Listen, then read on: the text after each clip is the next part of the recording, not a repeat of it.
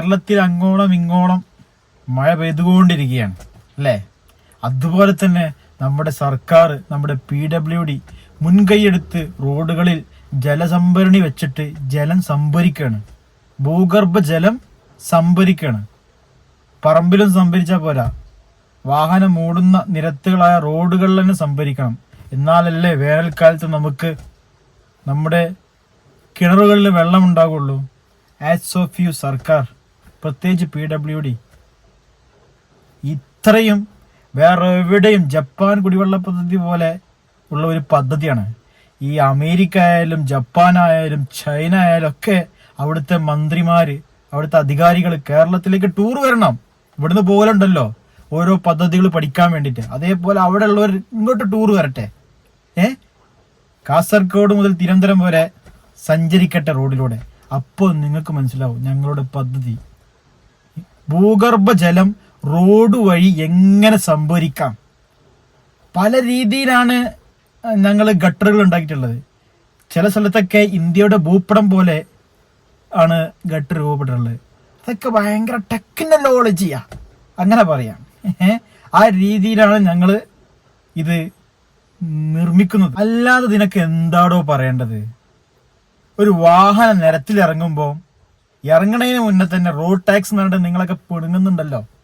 Car ആയിക്കോട്ടെ, bus ആയിക്കോട്ടെ, lorry ആയിക്കോട്ടെ, സ്കൂട്ടർ ആയിക്കോട്ടെ, ഓട്ടോറിക്ഷ ആയിക്കോട്ടെ, ഏത് വാഹനമായാലും റോഡ് ടാക്സ് എന്ന് പറഞ്ഞിട്ട് റോഡിലേക്ക് വണ്ടി ചക്രം ഉരുളാൻ വേണ്ടി നിങ്ങൾ ടാക്സ് വാങ്ങുന്നുണ്ടല്ലോ. ശരിക്കും അതിന് റോഡ് ടാക്സ് എന്ന് പറയരുത്, തോട് ടാക്സ്. തോട് ആ ഒരു വാക്കാണ് ഇത് ഉപയോഗിക്കേണ്ടത്. കാരണം വണ്ടി എടുത്ത് ഇറങ്ങാൻ പറ്റുന്നില്ല.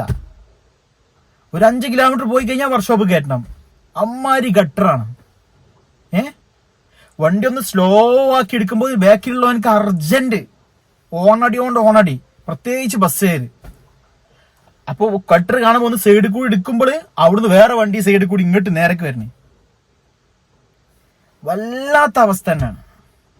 ഓൾറെഡി ബ്ലോക്കാണ് പല റോഡുകളും.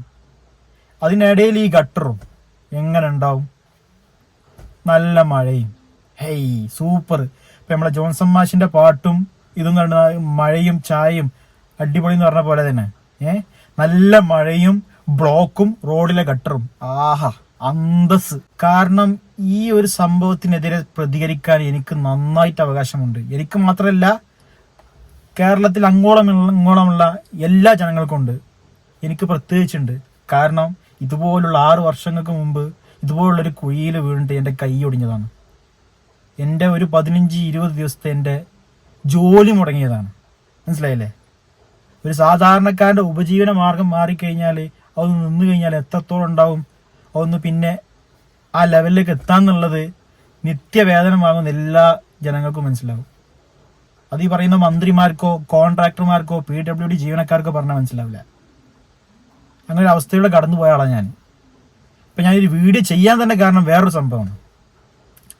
നമ്മുടെ ചമ്പ്രവട്ടം റോഡിൽ, തിരൂര് ചമ്പ്രവട്ടം റോഡിൽ കുഴിയിൽ വീണിട്ട് ഒരു അമ്മയുടെ കയ്യിൽ നിന്നും കുട്ടി പുറത്തേക്ക് തെറിച്ച് വീണ് കുട്ടി മരണപ്പെടുകയുണ്ടായി. ആ കുട്ടിയുടെ പ്രായം 6 വയസ്സ്. ഓർക്കണം, 6 വയസ്സ്.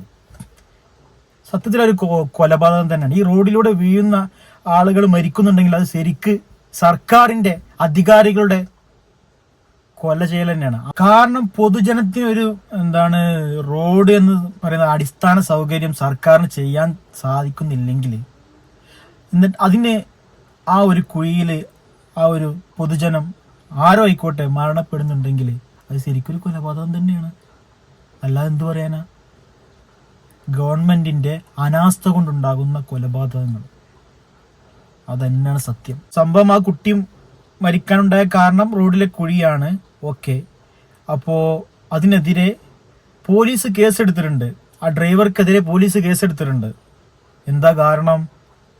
അത് മറ്റേ ഓട്ടോറിക്ഷ ആയിരുന്നു, ഗുഡ്സ് ഓട്ടോ ആയിരുന്നു. അതിൽ പാസഞ്ചേഴ്സിനെ കയറ്റി പോകാൻ പാടില്ല. നിയമപ്രകാരം ശരിയാണ്, തെറ്റാണ്, ഓക്കെ, സമ്മതിച്ചു അല്ലേ? പാസഞ്ചേഴ്സിനെ കയറ്റാൻ പാടില്ല, അതുകൊണ്ട് ആണ് വണ്ടി മറിഞ്ഞതെന്ന് പറയാൻ പറ്റുമോ? ഇല്ല. കുഴി ഉണ്ടായതുകൊണ്ടാണ് വണ്ടി മറിഞ്ഞത്. അപ്പൊ നിങ്ങൾ ഈ ഒരു ഡ്രൈവർക്കെതിരെ, അതായത് കുട്ടിയുടെ പിതാവിനെതിരെ മുഖം നോക്കാതെ 24 മണിക്കൂറിനുള്ളിൽ കേസെടുത്തു. ഓക്കെ. അപ്പോൾ വേറൊരു വീഡിയോയും കൂടി എനിക്ക് കാണിക്കാനുണ്ട്. ഓക്കെ, അപ്പോൾ നമുക്ക് ആദ്യം ഈ കുട്ടിയുടെ ഒരു വാർത്ത കേൾക്കാം, എന്നിട്ട് അതിന് ശേഷം വേറൊരു വീഡിയോ ഞാൻ കാണിച്ചു തരാം. ഓക്കെ. തിരൂരിൽ അച്ഛൻ ഓടിച്ച ഓട്ടോറിക്ഷയിൽ നിന്ന് തെറിച്ചു വീണ കുട്ടി മരിച്ചത് റോഡിലെ കുഴി കാരണമെന്ന് വീട്ടുകാർ. റോഡിലെ കുഴിയിൽ ഓട്ടോറിക്ഷ ചാടിയപ്പോഴാണ് കുട്ടി തെറിച്ചു വീണതെന്ന് ബന്ധുക്കൾ പറയുന്നു. വളാഞ്ചേരി പുറമണ്ണൂർ സ്വദേശി ഫൈസൽ ബൽക്കീസ് ദമ്പതിമാരുടെ മകൾ ഫൈസയാണ് മരിച്ചത്. പ്രശാന്ത് നിലമ്പൂരിന്റെ വിവരങ്ങളുമായി. പ്രശാന്ത്, എന്താണിപ്പോൾ ഈ അപകടത്തെക്കുറിച്ച് വീട്ടുകാർ പറയുന്നത്?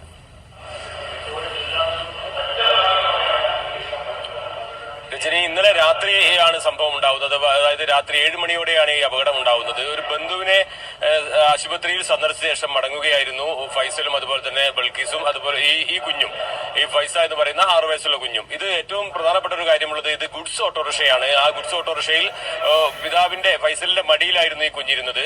ഒരു ഓട്ടോറിക്ഷ യാത്രയ്ക്കിടെ ഒരു കുഴിയിൽ വീണു. അപ്പോൾ ഓട്ടോറിക്ഷ കുലുങ്ങിയതോടെ ഈ കുഞ്ഞ് പുറത്തേക്ക് വീണു എന്നാണ് പറയുന്നത്. ഏതായാലും കുഞ്ഞ് റോഡിൽ തലയടിച്ച് വീണ് ഗുരുതരമായി പരിക്കേറ്റു. കുട്ടിയെ കോട്ടക്കലിലെ സ്വകാര്യ ആശുപത്രിയിൽ പ്രവേശിപ്പിച്ചെങ്കിലും പുലർച്ചെയോടെ മരിക്കുകയായിരുന്നു.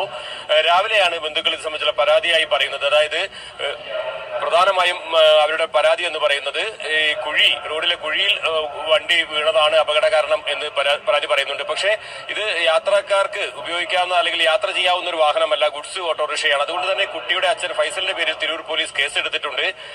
ഈ പരാതി ഉയർന്നോടെ ഡ്രൈവർമാർ ഉൾപ്പെടെയുള്ള ആളുകളൊക്കെ ആ പ്രദേശത്ത് വ്യാപകമായി കുഴിയുണ്ട് റോഡിലൊക്കെ എന്ന് പരാതി പറഞ്ഞിരുന്നു. പ്രത്യേകിച്ച് മഴ കൂടി വന്നതോടെ കുഴിയിലൊക്കെ വെള്ളം നിറഞ്ഞതോടുകൂടിയുള്ള പ്രയാസങ്ങളുമുണ്ട്. ഈ ഒരു സാഹചര്യത്തിൽ റോഡിലെ കുഴിയൊക്കെ അടച്ചിട്ടുണ്ട്. ഈ അച്ഛനെതിരെ കേസെടുത്തിട്ടുണ്ട്. കാരണം ഇത് ആളുകൾക്ക് യാത്ര ചെയ്യുന്ന ഒരു വാഹനത്തിലല്ല ഭാര്യയെയും മകളെയും ഫൈസൽ കൊണ്ടുപോയത് എന്നുള്ളതാണ് പേരിലാണ് കേസെടുത്തിരിക്കുന്നത്. ഏതായാലും ഇത്തരത്തിലുള്ള സംഭവങ്ങളൊക്കെ ഉണ്ടെങ്കിൽ ഒരു കുഞ്ഞിന്റെ 6 വയസ്സുള്ള ഒരു കുഞ്ഞിന് ജീവൻ നഷ്ടപ്പെട്ടു എന്നുള്ളത് ഏറെ സങ്കടകരമായ ഒരു കാര്യം തന്നെയാണ്. രജനി. ശരി, പ്രശാന്ത് നിലമ്പൂർ വിവരങ്ങൾ നൽകിയത്. ഇതാണ് ഇപ്പോ ഞാൻ മുന്നേ പറഞ്ഞ സംഭവത്തിന്റെ ന്യൂസ്.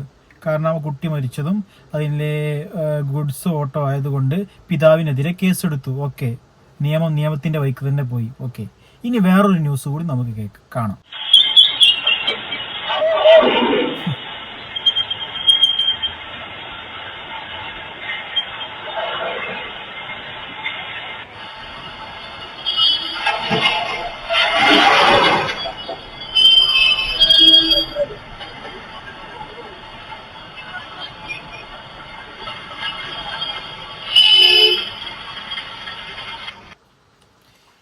കണ്ടില്ലേ, ഇത് തിരൂര് പൂങ്ങോട്ടുകുളം ബാസിത്ത് ടെക്സ്റ്റൈൽസിന് മുന്നിലുള്ള ഒരു കുഴി. ഒരു കുഴിയിൽ 2-3 കുഴികളുണ്ട്. ആ കുഴിയിൽ ആദ്യം കണ്ടത് ഒരു ബൈക്ക് യാത്രികൻ വീണതാണ്. രണ്ടാമത് കണ്ടത് നിങ്ങൾ മുന്നേ പറഞ്ഞ ഗുഡ്സ് ഓട്ടോ അല്ല, പാസഞ്ചർ ഓട്ടോ. നിങ്ങൾ പറയുന്ന ടാക്സ് അടച്ചിട്ട് ഓടുന്ന പാസഞ്ചർ ഓട്ടോ, നിങ്ങൾ പറയുന്ന ഡ്രൈവിംഗ് ലൈസൻസ് എടുത്തിട്ട് ഓടുന്ന പാസഞ്ചർ ഓട്ടോ, നിങ്ങൾ പറയുന്ന അത്രയും സീറ്റ് കപ്പാസിറ്റിയിൽ അത്രയും പാസഞ്ചേഴ്സിനെ കയറ്റി ഓടുന്ന പാസഞ്ചർ ഓട്ടോ. ആ ഓട്ടോ ആണ് മറിഞ്ഞത് അവിടെ. പക്ഷേ ഭാഗ്യവശാല് മരണമൊന്നും സംഭവിച്ചിട്ടില്ല. ഓക്കെ, ഇതിനെതിരെ നമ്മുടെ സർക്കാർ, അതായത് ഈ കേസെടുത്ത ഈ പോലീസ് ഉദ്യോഗസ്ഥന്മാര്, ഏമാമാരൊന്നും ഈ ഒരു ന്യൂസ് കണ്ടില്ല. ഇതൊരു CCTV ദൃശ്യം. അപ്പൊ 2 നിലപാടാണോ? ഈ റോഡ് കുഴി ഇങ്ങനെ ഉണ്ടായതിനു ശേഷം എത്ര അപകടങ്ങൾ അതിന് ശേഷം നമ്മൾ കാണാതെ ഉണ്ടായിട്ടുണ്ടാവും. ആ കുട്ടിയുടെ പിതാവിനെതിരെ 24 മണിക്കൂറിനുള്ളിൽ കേസെടുത്ത അധികാരികൾക്ക് ഈ ഒരു സംഭവത്തിനെതിരെ കേസെടുക്കാൻ പറ്റിയില്ല. അത് ഇനിയൊരു മരണം ഉണ്ടാവണോ? മരണം നടന്നാൽ മാത്രമാണോ കേസെടുക്കല്? അതുപോലെ തന്നെ പ്രൈവറ്റ് ബസ്സുകൾ, ഒരു സീറ്റിംഗ് കപ്പാസിറ്റി ഉണ്ടല്ലോ. നമ്മുടെ നാട്ടിൽ ഓടുന്ന ഏത് പ്രൈവറ്റ് ബസ്സിലാണ് സീറ്റിംഗ് കപ്പാസിറ്റി വെച്ചിട്ട് ആളെ കയറ്റി കൊണ്ടുപോകുന്നത്? ഓരോ ബസ്സിലും ഡോറിന്റെ അവിടെ വരെ ആള് തിങ്ങി നിന്നിട്ടുണ്ടാവും. അതൊക്കെ ഏമാരുടെ കണ്ണിന് മുന്നിലൂടെയല്ല പോകുന്നത്. എന്തിനാ? അവരുടെ ഓട്ടം തന്നെ കണ്ടാ അറിയാം. ഒരു സാധാരണക്കാരൻ ബൈക്കറ്റും കാററ്റൊക്കെ പോവുകയാണെങ്കിൽ ഇവരെ വരവ് കണ്ടു കഴിഞ്ഞാൽ സൈഡായി കൊടുക്കണം. കാരണം ഇങ്ങനെ പോവുക, അത് വേറെ വിഷയം. പക്ഷെ ഞാൻ പറഞ്ഞു വരുന്നത്, നിയമം എല്ലാപ്പോഴും ഒരുപോലെ ആവണം. ആ കുട്ടിയുടെ പിതാവിനെതിരെ കേസെടുത്ത സ്ഥിതിക്ക് ഇപ്പൊ ഞാൻ നേരത്തെ കാണിച്ച ആ ബാസിദിന് മുന്നിലുള്ള ആ കുഴിയിൽ നിങ്ങൾ പറയുന്ന പാസഞ്ചർ ഓട്ടോയാണ് വീണിട്ടുള്ളത്. അപ്പോൾ ആ റോഡിന് എതിരെ PWDക്കെതിരെ ആരാണോ അത് കോൺട്രാക്ടർ എടുത്തത് അവർക്കെതിരെയും കേസെടുക്കണം. അപ്പോഴാണ് അതൊരു നീതി ആവുള്ളൂ, നിയമം ഒരു നീതിയുടെ ലെവലിലാവുള്ളൂ. മറ്റത് നേരെ വേറെ കയ്യൂക്കുള്ളവൻ കാര്യക്കാരൻ കാടിൻ്റെ നിയമം എന്നൊക്കെ പറയില്ല, ആ ലെവലാണ് ഇപ്പോൾ സ്ഥിതി ചെയ്യുന്നത്. ഓക്കെ, പിന്നെ വല്ല മന്ത്രിയോ വല്ല വേണ്ടപ്പെട്ടവരോ പോകുമ്പോൾ ആ റോഡ് അങ്ങ് ഉഷാറാക്കുക. അതെന്ത് മന്ത്രിക്ക് മാത്രമേ പവറുള്ളൂ? ഈ മന്ത്രിയെ ജയിപ്പിച്ചതാരാണ്? എന്തിന് നിങ്ങൾക്കൊക്കെ ഈ ശമ്പളം കിട്ടുന്ന ആരെ ക്യാഷാണ്? പൊതുജനങ്ങൾ, ഞാൻ ഉൾപ്പെടെയുള്ള ഇത് കാണുന്ന വീഡിയോ കാണുന്ന നിങ്ങൾ ഉൾപ്പെടെയുള്ള പൊതുജനങ്ങളുടെ ക്യാഷ്, റോഡ് ടാക്സിന്റെ പേരിൽ നിങ്ങൾ പിടിച്ചു പറ്റുന്ന പൊതുജനങ്ങളുടെ ക്യാഷ്. എന്നിട്ട് ഞങ്ങൾ തരുന്നതോ ഇതുപോലുള്ള കുണ്ടും കുഴിയും നിറയുന്ന തോടുകൾ, അല്ലേ? ജലസംഭരണിയാക്കിക്കൂടെ? ഞാൻ നേരത്തെ പറഞ്ഞ പോലെ അതെങ്കിലും കാര്യം ഉണ്ടാവും. ഒരു സൈഡിൽ വാട്ടർ അതോറിറ്റി പൊളിക്കുന്നത്, ഇവർ അറിയുന്നത്, പുതിയ റോഡ് കണ്ട് അപ്പം വാട്ടർ അതോറിറ്റി വീണ്ടും പൊളിക്കുന്നത്. ഇതെല്ലാം നടന്നുകൊണ്ടിരിക്കുന്നത്. നമ്മുടെ ബഹുമാനപ്പെട്ട മന്ത്രി, ഗതാഗത മന്ത്രി മുഹമ്മദ് റിയാസിന്റെ കുറച്ച് മുന്നേ ഉള്ള ഒരു 2 വർഷങ്ങൾക്ക് മുന്നേ ഉള്ള ഒരു വീഡിയോ കൂടി ഇതിന്റെ കൂടെ ഞാൻ ചേർക്കാം. ഈ റോഡിലെ കുഴികൾ അല്ലെങ്കിൽ മറ്റോ അടക്കേണ്ടത് മന്ത്രിക്ക് സഞ്ചരിക്കാൻ വേണ്ടിയിട്ടല്ല, ജനങ്ങൾക്ക് സഞ്ചരിക്കാൻ വേണ്ടിയിട്ടാണ്. എല്ലാ ദിവസവും റോഡുകളിലൂടെ ഇപ്പൊ മന്ത്രി വന്ന് നോക്കി പോവല്ലോ. അപ്പോ ജനങ്ങൾക്ക് സഞ്ചാരയോഗ്യമാക്കിയ റോഡുകൾ മാറ്റുക എന്നുള്ളതാണ് അതിൽ പ്രധാനം. അപ്പോ മന്ത്രിയോ അല്ലെങ്കിൽ മറ്റാരെങ്കിലും വരുന്നത് കൊണ്ട് അതിന്റെ തട്ടിക്കൂട്ടി ഒരു റോഡ് കുഴി അടച്ച് പോവുക എന്നുള്ളതല്ല, സ്ഥിരമായി ഇതിന് പരിഹാരം കാണുക എന്നുള്ളതാണ്.